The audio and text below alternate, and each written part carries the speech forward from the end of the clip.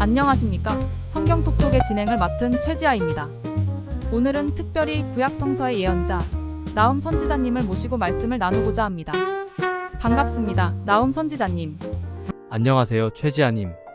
이렇게 뵙게 되어 반갑습니다. 시청자분들께서 이해하시기 쉽게 선지자님께서 간단히 본인에 대해 소개해 주실 수 있을까요? 저는 엘고스 출신의 나움입니다. 하나님께서 니느웨에 대한 심판을 예언하도록 부르셨습니다. 제 사명은 하나님의 정의를 전하는 것이었습니다. 니느웨는 아시리아의 수도로서 과거 요나 선지자님의 경고를 받고 회개한 역사가 있는 곳입니다. 혹시 그 당시 상황에 대해 알고 계셨는지요? 네, 알고 있습니다. 요나 선지자님 때 니느웨는 회개하고 하나님의 자비를 경험했죠. 하지만 시간이 지나면서 그들은 다시 악행으로 돌아섰습니다. 그럼에도 불구하고 다시 니느웨에 대한 예언을 전하게 된 특별한 이유가 있으셨는지 궁금합니다. 그들이 이전의 교훈을 잊고 다시 죄악에 빠졌기 때문입니다. 하나님께서는 그들의 악행을 더 이상 두고 보실 수 없었고 저를 통해 멸망의 경고를 전하셨습니다. 네, 그런데 나움 선지자님은 특별한 것이 있으셨어요. 나움 선지자님의 예언서는 그 문학적 가치 또한 높이 평가받고 있습니다. 혹시 이러한 문학적 표현을 의도하신 것인지 궁금합니다. 특별하지는 않습니다만 시적인 표현과 은유를 통해 메시지의 무게와 긴박함을 더욱 생생하게 전달하고자 했습니다. 시적 표현과 은유를 자주 사용하신 점이 인상적입니다. 이러한 방식으로 전하신 데에는 특별한 이유가 있으셨는지요?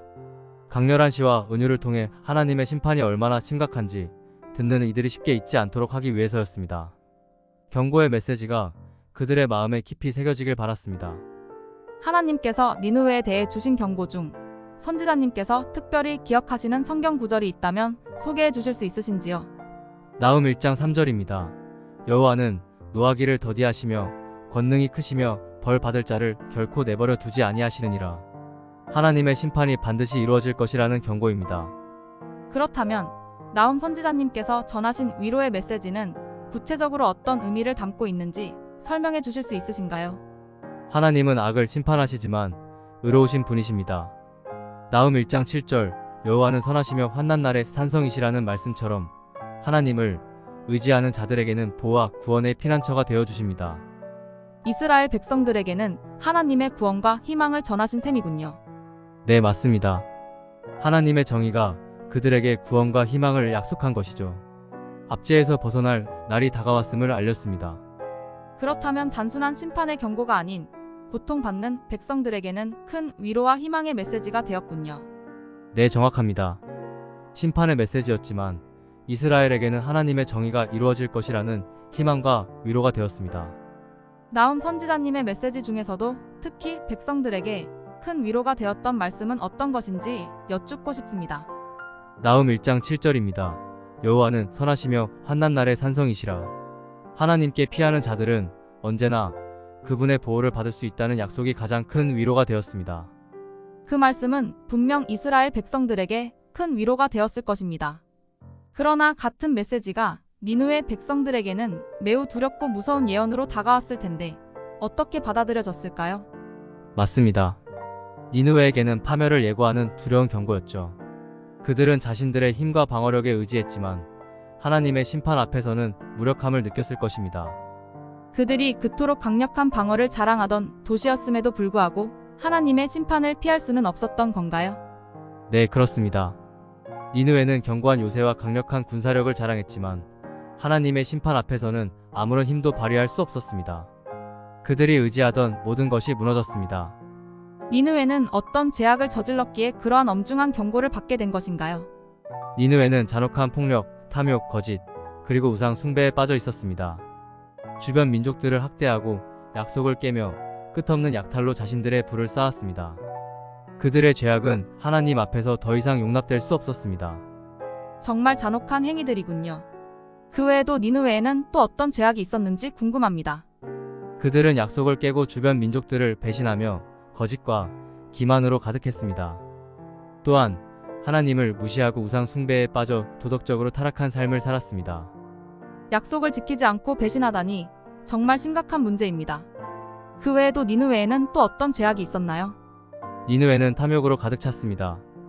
정복한 나라들을 무자비하게 약탈하고 그들의 부를 착취했습니다. 재물과 권력에 대한 끝없는 욕망이 그들의 죄악을 더욱 깊게 만들었습니다. 재물에 대한 욕심이 정말 많았군요. 그런데 그들이 종교적으로도 심각한 문제가 있었다고 들었습니다. 맞습니다. 그들은 하나님을 경외하지 않고 여러 이방 신들을 섬기며 우상 숭배에 빠져 있었습니다. 부도덕한 종교 의식과 타락한 삶을 살며 하나님을 완전히 무시했습니다. 그렇군요. 이러한 모든 죄악이 결국 니느웨의 멸망을 초래하게 된 것이군요. 네, 그렇습니다. 그들의 죄악이 쌓이고 쌓여 결국 하나님의 심판이 임하게 된 것입니다. 그들은 자신들의 악행에 대한 대가를 치르게 되었습니다. 나움 선지자님의 예언은 정말 깊은 경고를 담고 있군요. 그런데 흥미롭게도 나움 선지자님의 예언이 역사적으로 그대로 이루어졌습니다. 니느웨는 기원전 612년에 바벨론과 메디아 연합군에 의해 완전히 멸망했고 그 후로 재건되지 않았습니다. 아시리아 제국은 무너졌고 바벨론이 새로운 강대국으로 떠올랐죠. 이로 인해 나움의 예언이 실제로 성취되었다는 점이 더욱 인상적입니다. 맞습니다.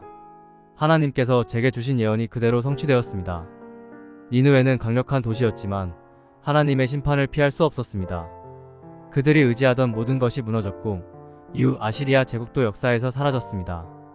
이는 하나님의 말씀과 심판이 결코 헛되지 않음을 보여주는 강력한 증거입니다. 하나님의 말씀은 결국 반드시 이루어지는군요. 네, 하나님의 말씀은 언제나 이루어집니다. 그분의 계획과 심판은 반드시 실현되며 그 어떤 권력이나 힘도 이를 막을 수 없습니다. 말씀을 전하시면서 힘드셨던 점이 있으셨다면 어떤 것이 있었을까요? 가장 힘들었던 것은 사람들이 하나님의 경고를 무시하고 제 말을 믿지 않았을 때였습니다. 그들이 회개하지 않고 계속 악행을 저지르는 모습을 보며 마음이 무척 아팠습니다. 하지만 하나님의 뜻을 전하는 것이 제 사명이었기에 끝까지 전할 수 있었습니다. 마지막으로 나움 선지자님께서 오늘날의 현대인들에게 전하고 싶은 말씀이 있다면 무엇인지 여쭙고 싶습니다. 하나님의 정의는 여전히 살아있습니다. 세상이 혼란스럽고 불의해 보여도 하나님은 모든 것을 보고 계십니다. 악은 반드시 심판받고 그분을 신뢰하는 자들은 보호받을 것입니다. 언제나 진리를 따르고 하나님의 뜻에 귀 기울이십시오. 나움 선지자님의 예언과 말씀은 오늘날에도 깊은 의미를 전해주고 있습니다. 하나님의 정의와 심판, 그리고 그분의 자비와 보호가 얼마나 크고 놀라운지를 다시 한번 깨달을 수 있었습니다. 오늘 나움 선지자님과의 시간이 시청자 여러분께도 큰 위로와 깨달음을 선사했기를 바랍니다. 다음 시간에도 성경의 인물들과 함께하는 의미 있는 이야기로 찾아뵙겠습니다. 함께해 주신 여러분 감사합니다. 언제나 하나님의 평안과 축복이 함께하시길 기원하며 지금까지 성경톡톡의 최지아였습니다. 감사합니다.